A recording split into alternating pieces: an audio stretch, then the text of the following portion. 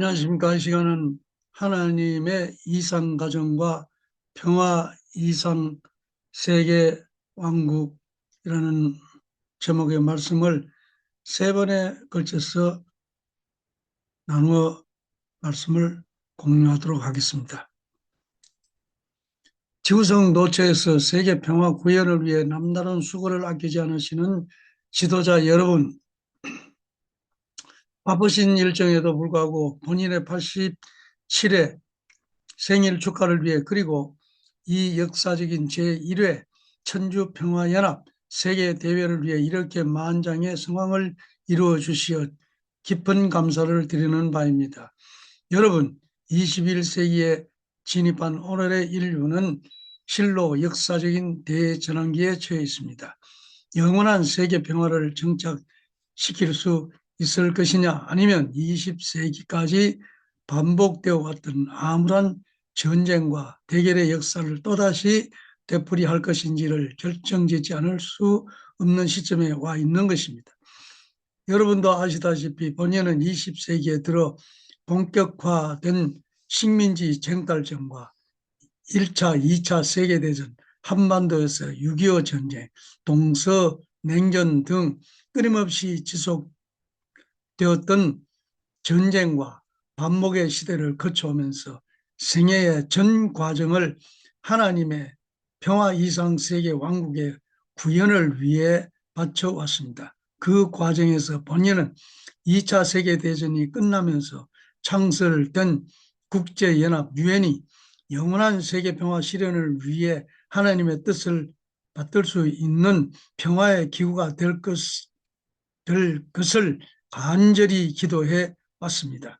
그러나 1945년에 창설을 본 유엔이 세계 평화를 위해 공헌했던 훌륭한 업적이 없는 것은 아니지만 창설 60주년이 되는 오늘의 위상은 그 본래의 창설 목적 수행에 심각한 어려움을 겪고 있는 것을 자타가 공인하고 있습니다.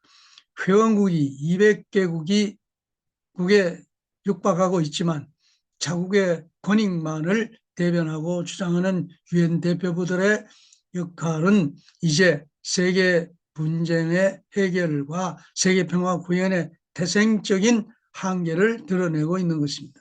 따라서 본인은 오늘 하나님의 영원한 창조 이상인 평화 세계의 실현을 위해 기존 유엔의 갱신과 더불어 새로운 차원에서 평화 이상 세계 왕국의 기능을 발휘할 수 있는 새로운 국제기구의 창설을 전 인류 앞에 선포하는 바입니다. 천주평화연합이라는 이름으로 출범하게 되었습니다. 더불어 오늘 이 귀한 날을 기념하는 뜻에서 하늘이 이 시대의 인류에게 내리시는 특별 메시지를 선포하는 바입니다. 하나님의 이상 가정과 평화 이상 세계 왕국이라는 제목의 말씀입니다. 하나님의 이상 가정 존경하는 세계 지도자 여러분, 하나님께서 인간을 창조한 궁극적 목적이 어디에 있다고 생각하십니까? 참 사랑을 중심한 이상가정의 완성을 통해 기쁨을 느끼는 것이었습니다. 그렇다면 이상가정은 어떤 모습이겠습니까? 하나님께서 창조하신 첫 번째 인간은 남성격을 대표한 모델인 아담과 여성격을 대표한 모델인 해와였습니다. 그들이 참 사랑의 대표가 되는 인격자와 주인이 되는 길은 어떤 길이었을까요? 한마디로 하나님을 부모로 모시고 살 수 있는 부모와 자식의 관계를 확보하는 모델 평화 이상 가정이었습니다. 하나님과 한 가족을 이루어 영원히 기쁨을 누리며 사는 길이라는 뜻입니다. 여러분도 기도를 통한 신비스러운 경지에 들어가서 이 우주의 중심이 무엇이냐고 물어보십시오. 부자 관계라는 대답을 듣게 될 것입니다. 부모와 자식 간의 관계 이상 중요하고 귀한 것이 없다는 것입니다. 이것이 이 우주를 창조하신 하나님과 인간의 근본 관계이기 때문입니다. 그렇다면 부자의 관계가 갖고 있는 특성은 무엇입니까? 참 사랑과 참 생명과 참 혈통의 관계입니다. 참 부모의 참 사랑이 전제되지 않고는 우리의 참 생명이 존재할 수 없습니다. 즉 하나님 앞에 인간은 절대적인 참 사랑의 상대자로서 창조되었다는 것입니다. 그 자리가 바로 하나님은 아버지가 되고 인간은 아들, 딸이 되는 축이 세워지는 자리라는 것입니다.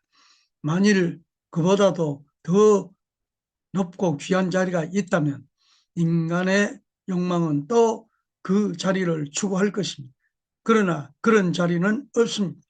전지전능하신 하나님께서 최고의 자리는 당신을 위해 숨겨놓고 당신의 자식이요 사랑의 절대 상대자 되는 아담 해와에게는 두 번째 좋은 자리에 세워 창조했다는 것은 상상할 수도 없습니다.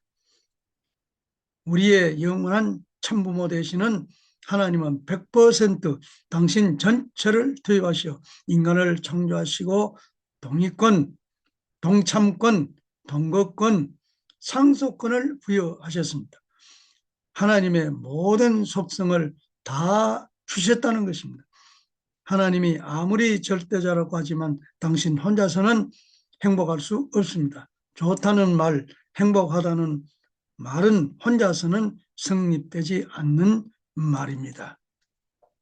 반드시 상대적 관계를 갖춘 자리에서야 성립되는 것입니다. 평생을 성악가로 살아온 사람이라도 무인도에 버려져 혼자서 목이 터지라고 노래를 부른다고 해서 행복하겠습니까? 자존하시는 하나님께서도 기쁘고 행복하기 위해서는 반드시 주고받을 수 있는 사랑의 상대가 필요하다는 것입니다. 그렇다면 절대자 되시는 하나님께 기쁨을 돌려드려야 할 상대자로서의 인간은 어떤 모습이어야 합니까? 하나님이 아들이라 딸이라 부를 수 있고 당신과 동격의 자리에 세워 함께 창조의 위협을 완성할 수 있으며 천지 만물을 모두 상속해 줄 수 있는 자식의 모습은 어떤 모습이어야겠느냐는 것입니다. 하나님이 창조의 이상적 출발점을 어디에 두신지 아십니까? 상대를 위해서 존재한다는 원칙에 당신의 이상적 출발점을 세웠습니다. 다시 말해서 참 사랑의 상대를 위한 실천이 하나님의 창조 역사 출발의 핵이라는 것입니다. 따라서 하나님의 자식된 인간의 책임은 무엇보다도 먼저 하나님을 닮는 것입니다. 효자, 충신, 성인, 성자의 가정의 도리를 다하는 참 사랑의 화신이 되라는 것입니다. 하나님의 깊은 심정의 내정을 알아내어 아담 해와의 타락 이래 수만 년을 고통 속에 살아오신 하나님의 한을 풀어드려야 한다는 것입니다. 전능하신 하나님께서 그토록 고통의 자리에서 벗어나지 못하고 역사의 배후에서 순환을 감내해 오신 것은 하나님이 못나고 능력이 없어서가 아닙니다. 타락으로 잃어버린 아담 해와의 본연의 자리, 즉 완성한 후 아담의 현현을 기다려야 할 복귀 섭리에 얽힌 말 못할 사연이 있었기 때문입니다. 아무리 정권을 가진 하나님이라고 할지라도 당신 스스로 영혼의 기준 위에 세운 천리 원칙을 무시할 수는 없었던 것입니다. 혈통의 중요성. 그런데 아담 해와의 타락 이래 역사를 두고 하나님의 가슴에 가장 아픈 한으로 남아져 내려온 것이 무엇인지 아십니까? 하늘의 핏줄을 잃어버리고 형제권과 소유권마저 잃어버린 사건입니다. 생명보다 귀하고 사랑보다도 중요한 것이 혈통입니다. 생명과 사랑이 합해서 창조해내는 것이 혈통입니다. 이 중에 생명이 없어도 안 되는 것이요, 사랑이 없어도 혈통은 창조될 수 없는 것입니다. 사랑, 생명, 혈통 중 그 열매가 혈통이라는 말입니다. 하나님의 핏줄 속에는 참 사랑의 씨가 들어가 있고 참 생명의 몸이 살아 있습니다.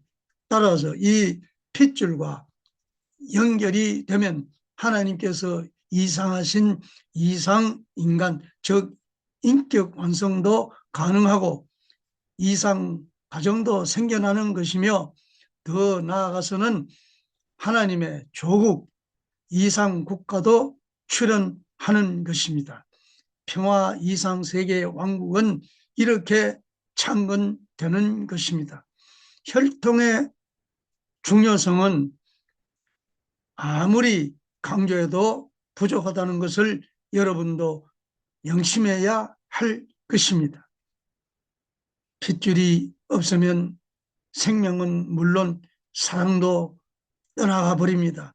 핏줄이 남아져야만 사랑했던 자신의 전통이 남아지고 혈통이 생존해야만 부모의 숨결이 계속 이어지는 것입니다. 다시 말해서 부모에게 사랑의 열매, 생명의 열매, 기쁨의 열매를 제공하는 첫 번이자 마지막 필요 충분한 조건은 참된 핏줄이라는 것을 확실히 알아야겠습니다.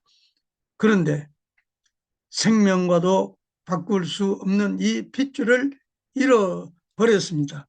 참 생명과 참 사랑의 열매를 맺지 못했다는 것입니다.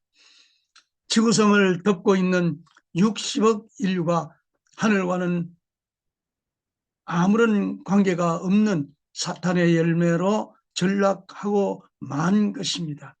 하나님께서 지은 농사가 대풍을 만나 가을에 수확하시려 했던 그 동산이 에덴 동산이었습니다.